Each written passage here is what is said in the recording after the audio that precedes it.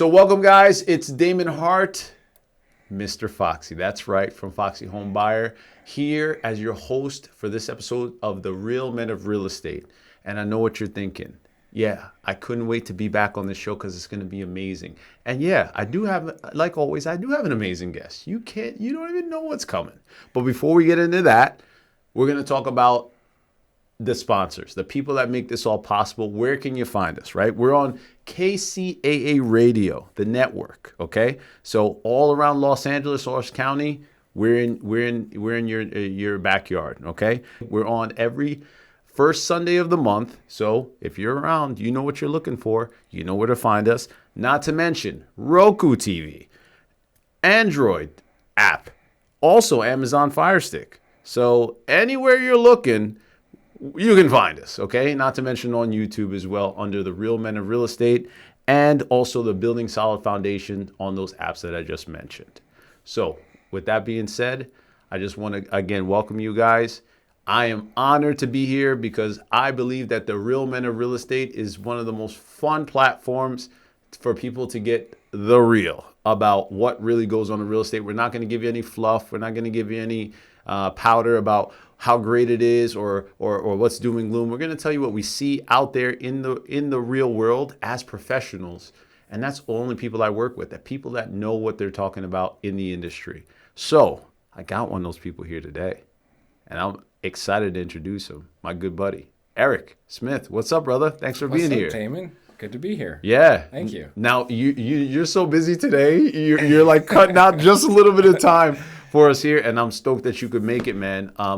You know, for the people, I know we've been knowing each other now for at least a year through, some stuff that we do together. But in addition to that, knowing that you got a booming family, you're a busy guy. For anybody that doesn't know you, tell them a little bit more about you. Well, thank you, and I'm honored to be here. Eric Smith, I am a happily married man with two beautiful kids, a 2-year-old and a 6-month-old. So I got to lead with that because that's what's most important. Of course. And what unites us besides real estate is our commitment to our family. But I'm also an industrial real estate broker that I've been for the last 10 years and a very active investor as well in real estate. And I'm just always working on upping my game and trying to be a little bit better. And that's kind of the quick high level as to me what I'm doing right now. Yeah. The get better every day. I love that, man, because, sometimes I've noticed that these little cliches pop up over and over again, but it's even like someone like LeBron James, right? Whatever you think about his game or whatever his GOAT or Michael is, the guy says in every interview, if I could just get a little bit better every day, right? G-Bed, if I get a little bit better every day, that's what separates somebody from, and you're echoing that right now already. So that's goes to tell you, yeah, we got some magic coming for sure, right? So let me ask you this, man. Aside from, what you're doing in real estate, take us a little, are you like a California guy? Did you grow up here your whole life? Like, bring us in. Yeah, that's a good question. Grew up everywhere. My dad worked for IBM. I've been moved. But settled in Southern California, in the later elementary school years, called Southern California home. Attended the University of Southern California, okay. USC. Yeah, Trojans. And that's kind of, for a lot of people, that's, college is kind of the kickoff point, and a lot of people don't go to college. But post-high school, we really start your career, your professional career, that is. For me, I had done ROTC, so I, post-graduation, commissioned into the military, actually got selected to go to flight school, but there was a slight delay for me to go flight school. So I had about 2.5, 3 years before I went to go fly for the military. I went to Harlem, joined a program called Teach for America, where I taught special education in Harlem. Okay. Got a master's degree at the same time. That's part of the catch for Teach for America. Then my number got pulled, went to flight school. Flew for the military, was flying for the Army National Guard, met another fellow pilot who had mentioned a number that number was what he had made in commercial real estate brokerage. Oh. And that was a big number. And I said, sign me up, which is kind of like the theme of my life is I'm just a sign me up type of guy. Like military, sign me up, let's go. Teaching in Harlem, sign me up, Boom, let's go. bring me in. So commercial real estate, happened to be industrial estate, sign me up, let's go. And, you know, that's where I am. I mean, that's Okay. kind of how I got into it. I wish it was, you know, I had this grand scheme, but it's just signed me up. Listen, man, it's perfect. It's perfect. This is the Eric Smith, the ES story, right? This is what we want to know. But I don't want to skip over this. You're a pilot? You fly planes? Helicopters. Okay. A real pilot. Okay. So shade. Everybody, once you fly and you achieve a pilot's license, you still have a license, but I'm not current. So I haven't flown in probably 5 years. Okay. But you were flying helicopters at one point, and I'm just goes to show, you know, the different backgrounds that you'll experience in real estate. Because I almost feel like people think like, you know, real estate people are like these egghead accountants or the numbers guy, or you're on the opposite end of the spectrum. You're just some contractor. You know, you grew up in the family of contracting. I wasn't that, and it sounds like you weren't either. And most of the people that I run into, same story. You're just people that are like, you know what? I think this is a good place to get rich. Yeah. Let's do it. Yeah, it was not a very sophisticated thought. It was I heard a number. It was a big number. I said I would like to do that. So, Boom. And that began the learning journey, because obviously, as you know, in real estate, that is about the farthest thing from the truth, and that truly started me on the path that of a lot of growth, a lot of challenges, a lot of learning.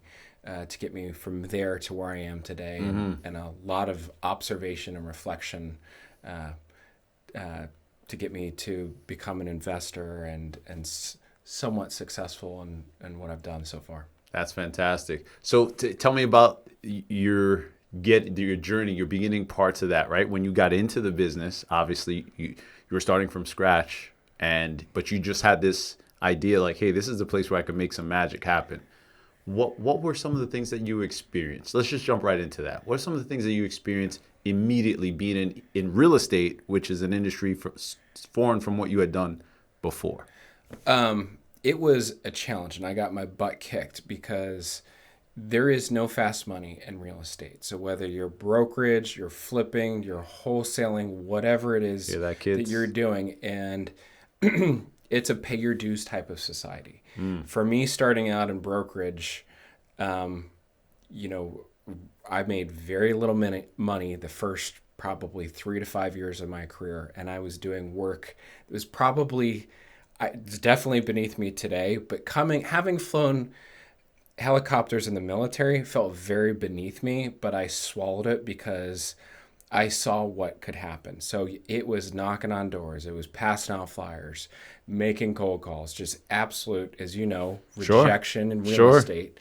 But I did see, I guess, as an industrial real estate broker or commercial broker, that's just the product type within commercial real estate that I focus in.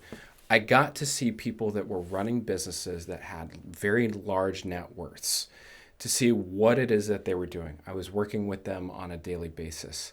And I saw a couple consistent themes that these people were doing that I also saw play out in my office that made some connections and some decisions that dramatically altered my life.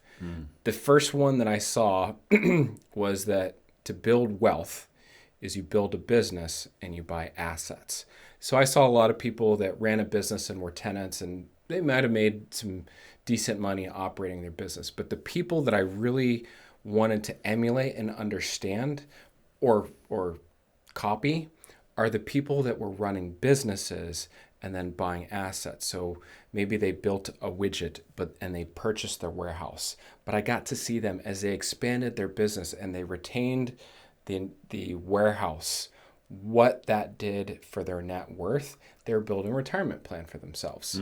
So that was a very cool kind of like eye-opening of like, who do I want to be like and what are they doing? Sure. Not so much the operator, but it sounds like the operator that knew enough to say, you know what, I'm going to own this shop too. And over time, right? Which is the key. Time. Over time, these guys and gals were like head and shoulders, it sounds like, above everybody else. Yeah. All right. Absolutely. Wow. I also saw it, and I mentioned I saw it with the clients that I was working with, but I also saw it with people within my office. Okay. There was a couple key people that not only were they killing it, well, I guess number one, they were killing it, and I want to be like them, but you also knew that they had a portfolio behind them. And there was one person in particular in my office. He was number one every year at the award ceremony. I won't say his name, number one. But I never saw him do a deal. I never saw any of his marketing materials. I never saw anything. I would just see it in the papers of Mr. So-and-so just completed this deal. He was just doing stuff out of thin air. He was like he was the rainmaker. Yeah. And I couldn't figure it out. He was clearly different from the other people in the office. Right. And I think what really made him different was that he was a very active investor as well. And a lot of these properties that he was selling and leasing, he actually owned or had an ownership stake, but it enhanced his reputation. So people wanted to do business with him. Because he's not just he's not just an agent. He's a player. He's an owner. He is a big time player. Uh-huh. And so that wasn't as obvious to me as seeing the person who had a big business who had bought the real estate with their business to figure out what was going on with these key personnel within my office. But when I cracked the code, then it was very obvious to me. It's like, I can't just be an agent or a broker. I need to be an investor, and not just small, like as big as I can.